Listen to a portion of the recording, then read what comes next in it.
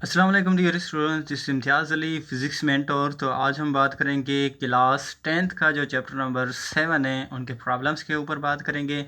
आगे बढ़ने से पहले मैं आपको इसके जो फार्मूलाज हैं वो आपको बता दूं। ये फार्मूलाज आपको अच्छी तरह से याद करने हैं और अच्छी तरह से देखने हैं।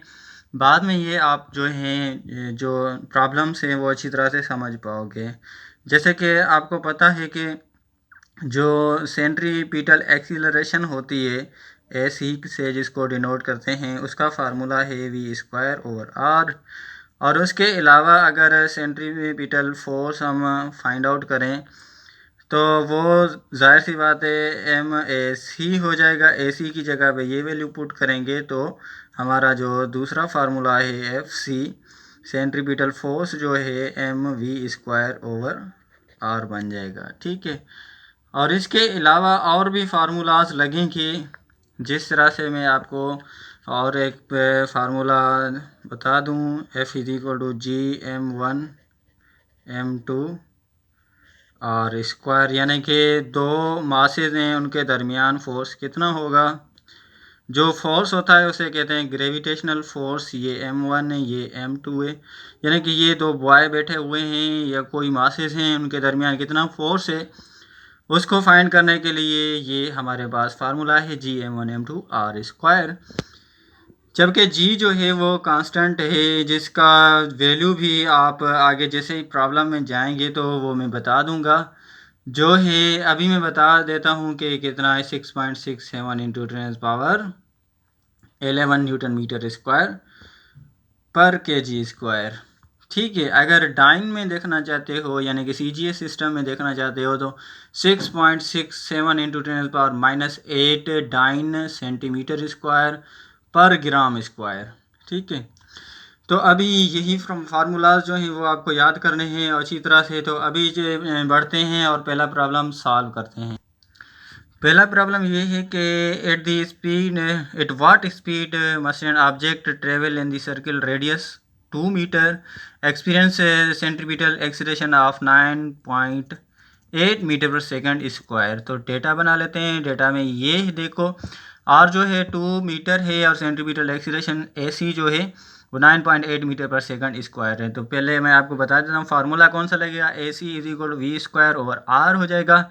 तो हमें फाइंड आउट क्या करना है, वी फाइंड आउट करनी है।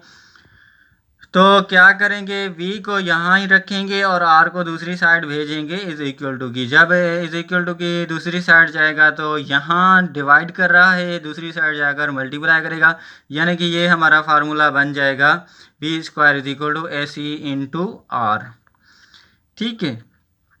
और यहाँ क्रॉस दिया हुआ है, ये आगे हम पढ़ेंगे क्रॉस क्या होता है, डॉट क्या होता है, मगर यहाँ आपको सिर्फ और सिर्फ ये मल्टीप्लाई ही पढ़ना है। सारी बातें और जो है फर्स्ट ईयर में पढ़ेंगे।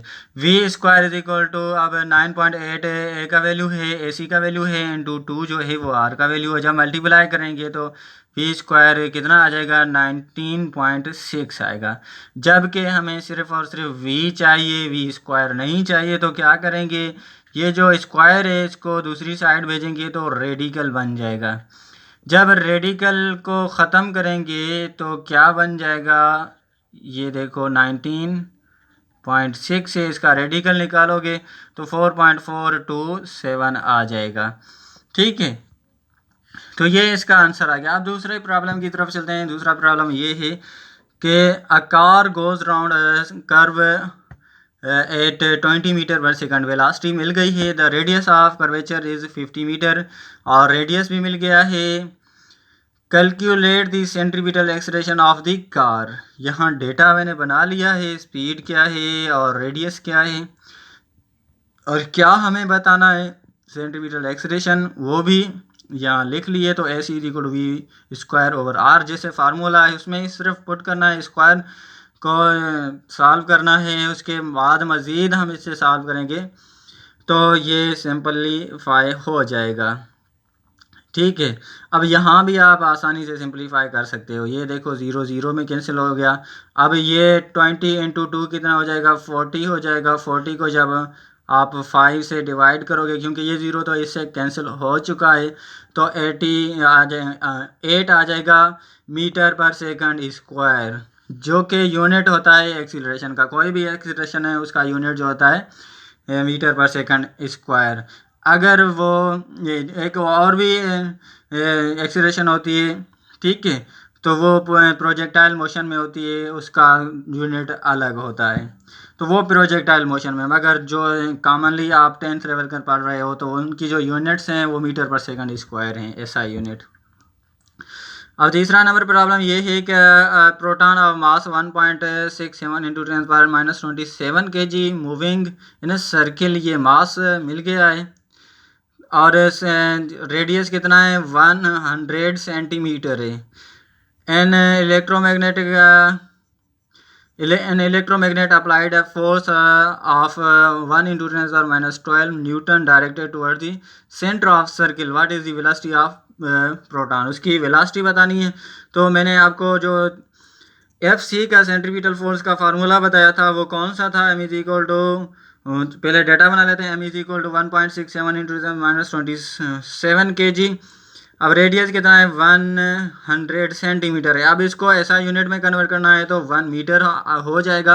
आपको क्या पता है कि 1 metre is equal to 100 centimetre, तो इसका मतलब है 100 centimetre is equal to 1 metre. Centripetal force कितना है ये भी यहाँ लिखा हुआ है, वेलोसिटी हमें फाइंड आउट करनी है। तो फार्मूला ये है F C is equal to M V square over R. अब एफ सी की जगह एफ सी का वैल्यू पुट करेंगे और एम का भी वैल्यू पुट करेंगे, वी स्क्वायर हमें फाइंड आउट करनी है, 1 इसके डिवाइड करेंगे। अगर ये इसी 1 को यहाँ भेज दें तो ये इसके साथ मल्टीप्लाई होगा और इसमें कोई चेंज नहीं आएगी। और फिर क्या करेंगे, ये देखो वी स्क्वायर के साथ ये वाला वैल्यू जो है मल्टीप्लाई कर रहा है तो ये यहाँ जाकर क्या करेगा, डिवाइड करेगा, इज इक्वल टू दूसरी साइड। जैसे ही ये जाएगा तो मज़ीद मैं आपको दिखा देता हूँ कि किस तरह से सॉल्व किया हुआ है। यानी कि वो अपनी जगह पे था, दूसरे वाला या इसके साथ जो वैल्यू था यहाँ चला गया और यहाँ वो डिवाइड कर रहा है। अब इसको सिंप्लीफाई कैसे करें? अब ये -27 kg है, ऊपर वाला भी -12 है। जब नीचे वाला पावर ऊपर जाता है यानी कि ये डिवाइड कर रहा है, जब ये मल्टीप्लाई करने जाएगा तो अगर ये माइनस का है तो प्लस का बन जाएगा, अगर प्लस का है तो माइनस का बन जाएगा। इसका मतलब है ये माइनस का है तो प्लस का बन जाएगा। अब ये 12 है और ये प्लस 27 है। अगर इसमें से माइनस कराएंगे तो 15 बच जाएंगे। तो किसके बच रहे हैं? पॉजिटिव के बच रहे हैं, इसीलिए ये पॉजिटिव का 15 आया है। मगर ये जो है आपस में डिवाइड करेंगे, ये आप डिवाइड करना, 1 को डिवाइड करना 1.67 के, तो 0 में आंसर आएगा, तकरीबन 0 पॉइंट समथिंग आएगी। तो ये आंसर आ गया है। ये इसी आंसर को मज़ीद सॉल्व करेंगे। अब ये देखो यहाँ स्क्वायर है तो स्क्वायर को पहले ही मैंने बता दिया दूसरी साइड जाता है तो रेडिकल बन जाता है। जब रेडिकल ख़त्म करेंगे तो हमारा आंसर आ जाएगा 2.44 इंटू 10⁻7 मीटर पर सेकंड। अब ये तो आंसर आ गया। अब देखते हैं 7.4 जो हमारा प्रॉब्लम है उसको किस तरह से सॉल्व करें। String 2 metre long is used to will a 200 gram stone in a horizontal circle the speed of 2 metre per second, find the tension in the string. मिसाल के तौर पर ये एक सर्कल है हॉरिजॉन्टल, उसके दरमियान कोई भी बंदा खड़ा हुआ है, ये उसके हाथ में क्या है? तो क्या है उसके हाथ में? एक स्ट्रिंग है, एक रस्सी है। यहाँ बंदे के बारे में नहीं बताया होगा मगर मैं एग्जांपल के तौर पे बता रहा हूँ। ये बीच सेंटर में खड़ा हुआ है, उसके दरमियान हाथ में क्या है? रस्सी है जिसकी लेंथ जो है वो 2 मीटर है और उसके आखिर में एक स्टोन बांधा गया है जो कि 200 ग्राम का है। ये मीटर में, ये ग्राम है, इसको हम किलोग्राम में कन्वर्ट करेंगे लाजमी ही ऐसा यूनिट में। अब आगे देखते हैं। अब उसकी जो ये उसको घुमा रहा है, इस तरह से घुमा रहा है उसी पत्थर को, जिस तरह से बच्चे शैतानी करते हैं घुमाते हैं, तो इसी तरह से वो भी घुमा रहा है। जाहिर सी बात है ये बच्चा ही होगा।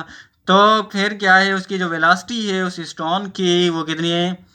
2 metre per second square. Find the tension in string. इसका जो इसके अंदर जो टेंशन पैदा हो रही है वही फाइंड आउट करनी है। इस स्ट्रिंग के अंदर जो टेंशन पैदा हो रही है वही फाइंड आउट करनी है। अब डेटा बना लेते हैं। रेडियस 2 मीटर है, मास 200 ग्राम है। जब इसको हम कन्वर्ट करेंगे तो क्या बन जाएगा? यानी इसका मतलब है 200 को 1000 से डिवाइड करेंगे ये सिंपल सिंपल चीज़ें हैं, ये खुद कर लिया करो, 2 जीरो कैंसिल आउट हो जाएंगी, आप 0.2 आंसर आ जाएगा, ये केजी में आएगा। तो ये आ गया। स्पीड 2 मीटर पर सेकंड है और टेंशन हमें फाइंड आउट करनी है। अब टेंशन क्या है? टेंशन भी एक तरह का फोर्स होता है। मिसाल के तौर पर ये आपने एक स्ट्रिंग बांधी हुई है, उसका वेट नीचे की तरफ है, जितना वेट उसके नीचे की तरफ है उतनी ही एक एक फोर्स ऊपर की तरफ होता है। उसी फोर्स को टेंशन कहते हैं, यानी कि वो टेंशन भी एक तरह का फोर्स है। इसका मतलब है हमें एफ सी फाइंड आउट करना है। तो फार्मूला में पुट कर लेते हैं इसको, यहाँ वैल्यू पुट किया, स्क्वायर ख़त्म किया, ये 2 जो है 2 के साथ ख़त्म हो जाएंगे। जब 2 को इसके साथ मल्टीप्लाई करेंगे 0.2 के साथ, तो 0.4 न्यूटन आ जाएगा। ये टेंशन को एफ सी को हम टेंशन के बराबर ले सकते हैं या टेंशन को एफ सी के बराबर ले सकते हैं।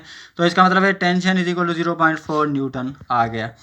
अब पांचवा प्रॉब्लम देख लेते हैं। पांचवा प्रॉब्लम ये है कि calculate the gravitational force the attraction between two boys. एक बॉयज़ का मास है 50 kg एंड दूसरे का है 40 kg respective apart from each 1 metre. एक यहाँ लड़का बैठा हुआ है, दूसरा यहाँ लड़का बैठा हुआ है। एक का जो मास है वो 50 है, 50 kg, और दूसरे का 40 kg है। अब ये इसके दरमियान जो डिस्टेंस है वो 1 मीटर है। तो अभी फाइंड क्या करना है? इन दोनों के दरमियान फोर्स कितना है ये फाइंड करना है। तो पहले वाले को m1 कर लेते हैं, दूसरे वाले को m2 कर लेते हैं। जी का वैल्यू मैंने आपको पहले ही बता दिया था, 6.67 इंटू 10⁻11 न्यूटन मीटर स्क्वायर पर के जी स्क्वायर होता है। तो ये ग्रेविटेशनल फोर्स फाइंड आउट करना है, ठीक है। तो ये ग्रेविटेशनल फोर्स क्या होता है, इसके कॉन्सेप्चुअल लेक्चर हम फ्यूचर में बनाने वाले हैं। पहले प्रॉब्लम सॉल्व कर लें तो इंशाल्लाह जल्दी वो अपलोड हो जाएंगे। तो जब हम इसको सिंपलीफाई करेंगे तो क्या आ जाएगा हमारे पास? 13.34 इंटू 10⁻⁻8 न्यूटन आ जाएगा। अब देख लेते हैं प्रॉब्लम नंबर 6 क्या है। Compute the force gravitation between the small and large sphere of Cavendish balance if m is equal to 1 gram and capital M is equal to 300 gram and r is equal to 5 centimetre. अब जब जो scientist था Cavendish, उसने जो जी का value find out किया था, तो उसकी उस बैलेंस का नाम था कैवेंडिश बैलेंस। अब वही प्रॉब्लम है, किस तरह से हमें फोर्स मालूम करना है जिस तरह से उसने जी का वैल्यू फाइंड आउट किया था। ये कॉन्सेप्चुअल लेक्चर में हम बताएंगे कि किस तरह से उसने जी का वैल्यू फाइंड आउट किया था। तो मास 1 ग्राम है और ये 300 ग्राम है, कैपिटल एम, आर जो है 5 सेंटीमीटर।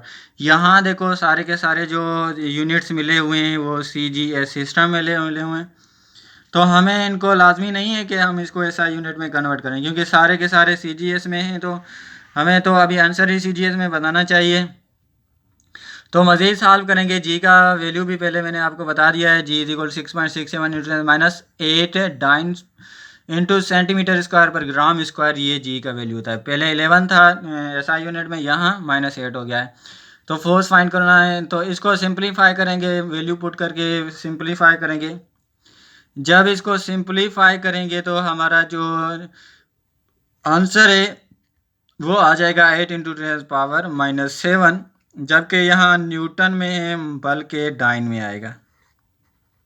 ये गलत है, बल्कि डाइन में आ जाएगा, ठीक है। बाद में आप इसको न्यूटन में भी कन्वर्ट कर सकते हैं। तो अभी 7.7 कर लेते हैं। 2 balls of 40 kg and 20 kg masses attract each other with a force of 3.33 into 10⁻⁻7 Newton. Find the distance between the masses of the masses. If the value of G is 6.67 into -11 Newton meter square per kg square. अब ये सारे के सारे ऐसा system में हैं तो इन्हें कन्वर्ट करने की कोई ज़रूरत नहीं है। तो ये डेटा है 40 kg, 20 kg, M1 M2 हो गया और F भी मिला हुआ है। तो R जो है डिस्टेंस बिटवीन उन दोनों के दरमियान जो डिस्टेंस है वो हमें फाइंड आउट करना है। तो इस आर को जब इधर भेजेंगे तो यहाँ डिवाइड कर रहा है, वहाँ जाकर मल्टीप्लाई करेगा, तो ये एफ यहाँ मल्टीप्लाई कर रहा है तो यहाँ आकर डिवाइड करेगा, यानी कि ये अपनी पोजीशन जो है वो एक्सचेंज कर लेंगे, एफ यहाँ आ जाएगा, आर स्क्वायर वहाँ जाएगा। अब मज़ीद सिंप्लीफाई कर लेते हैं। जब हम इसको मज़ीद सिंप्लीफाई करेंगे तो यहाँ मैंने सारे के सारे वैल्यू पुट कर लिए हैं। अब ये सॉल्यूशन की तरफ भी चल रहे हैं। ये पावर देखो, ये ऊपर की तरफ जाएगा तो प्लस का बन जाएगा, मैंने पहले ही आपको बताया है, ठीक है। और इसके अलावा ये 2 ज़ीरो हैं, इनका भी पावर आ जाएगा, यानी कि +2। ये वाला जो है ये 1 ज़ीरो का ये और ये, इसलिए +2 आ गया है। तो इनको प्लस करेंगे और बाद में माइनस करेंगे, प्लस वाले प्लस के साथ प्लस करेंगे और बाद में वो माइनस वाले उसके सब्ट्रैक्ट करवा देंगे। तो -11 बड़ा है, इसीलिए -2 बचेंगे। अब इसको मज़ीद सिंप्लीफाई करेंगे तो 0.16 आ जाएगा, मीटर आ जाएगा। जबकि इसका रेडिकल हमें भी ख़त्म करना है, स्क्वायर ख़त्म करना है, तो इसे यहाँ भेजेंगे, रेडिकल हो जाएगा। अब रेडिकल ख़त्म करने के लिए हम पेयर्स बनाते हैं, वो मैं यहाँ नहीं बताऊँगा, आप जल्दी से कर लेना। 0.4 मीटर ये आंसर आ जाएगा।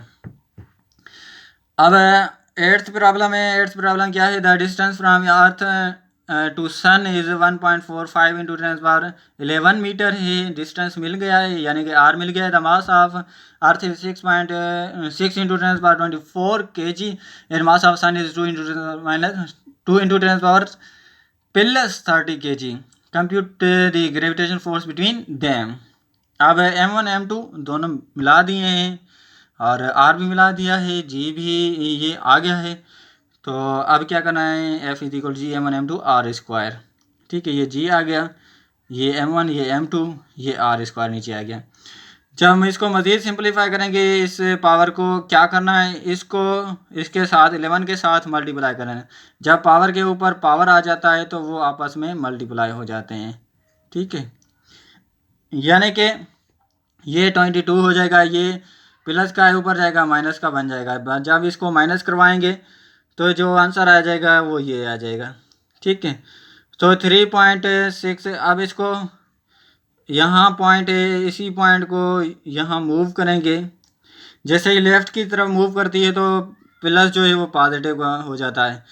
पहले 21 था, प्लस वाला एक ऐड किया क्योंकि जो पॉइंट है मूव कर रही है, तो 22 हो गया। 3.6 इंटू 10⁻22 न्यूटन आ जाएगा। तो मेरे ख्याल से इसके जो सारे के सारे प्रॉब्लम्स हैं वो हमने सॉल्व कर लिए हैं, और इंशाल्लाह नेक्स्ट टाइम हमारा जो अगले वाला चैप्टर है उसके ऊपर भी प्रॉब्लम्स बनाएंगे, उनके भी प्रॉब्लम सॉल्व करेंगे। तो आज के लिए इतना ही, कल फिर आपसे मुलाकात होगी। और दुआ में याद रखना, अपने दोस्तों के साथ शेयर करते रहें, क्योंकि ये सारी की सारी जो चीज़ें हैं ये इन्फॉर्मेटिव हैं। जितना आप ज़्यादा शेयर करोगे तो जाहिर सी बात है दूसरों को फ़ायदा ही पहुंचेगा, इसमें कोई नुकसान नहीं है। आप जैसे कि और भी वीडियोस शेयर कर लेते हो, कोई जॉब की होती है या कोई इस तरह की होती है, तो आपको ये वीडियो शेयर करने में कोई हर्ज नहीं है। और उसके अलावा आप लाइक करते रहो, कमेंट्स अच्छे अच्छे करते रहो, क्योंकि हमें भी मोटिवेशन की ज़रूरत होती है, क्योंकि हम इतने वीडियोस बना रहे होते हैं, आपको फ्री ऑफ कास्ट में प्रोवाइड कर रहे होते हैं। तो इसलिए आप वीडियो को लाइक किया करो, शेयर किया करो और अच्छे अच्छे कमेंट्स लाजमी किया करो। इंशाल्लाह कल फिर आपसे मुलाकात होगी। ओके, अल्लाह हाफिज़।